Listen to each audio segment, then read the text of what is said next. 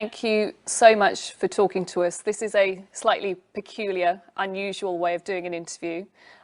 We are living in very unusual times at the moment. I wanted to start off by asking you, what have been your reflections of the impact that this pandemic has had on our country?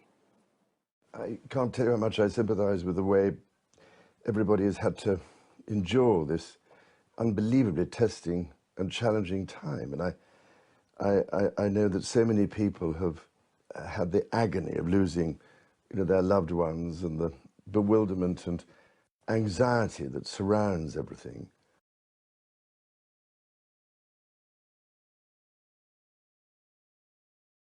We've agreed to speak with the Prince about his charities and public service. Prince Charles, the Prince of Wales. Growing up amid the adulation that royalty has always known, but also to unprecedented exposure to the public through the eye of newspaper and television cameras.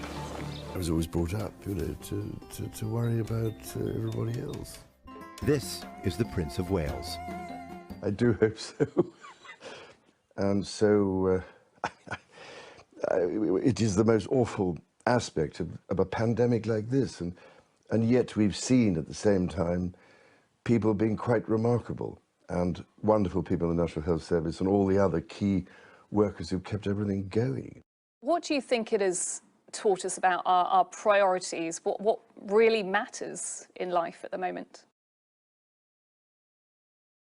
I just felt that after all the things I've been doing in this country, with setting up organisations and charities to try and deal with issues that I felt needed dealing with, or weren't being dealt with, that perhaps now is the time to try and do similar things in Canada.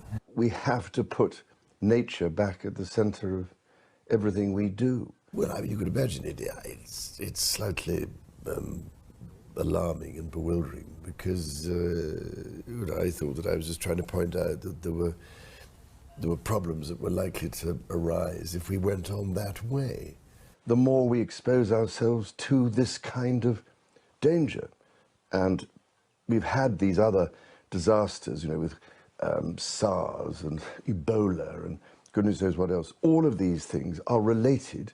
If they witnessed, or sometimes people absorb things by osmosis.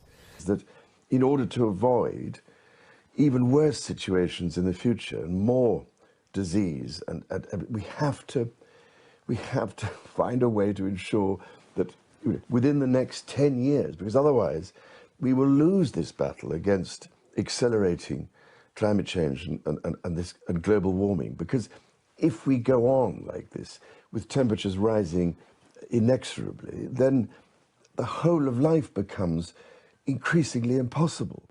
You really want to give people a hug every now and then. It's been absolutely fascinating talking to you. Thank you very much for taking time, and hopefully we will all meet up again in the ways that we usually do. So thank you very much, sir. I do hope so.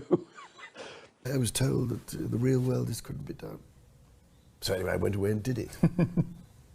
And now it's suddenly become a bit more the thing. This is the Prince of Wales. I do hope so. This is the Prince of Wales. I do hope so. This is the Prince of Wales. I do hope so.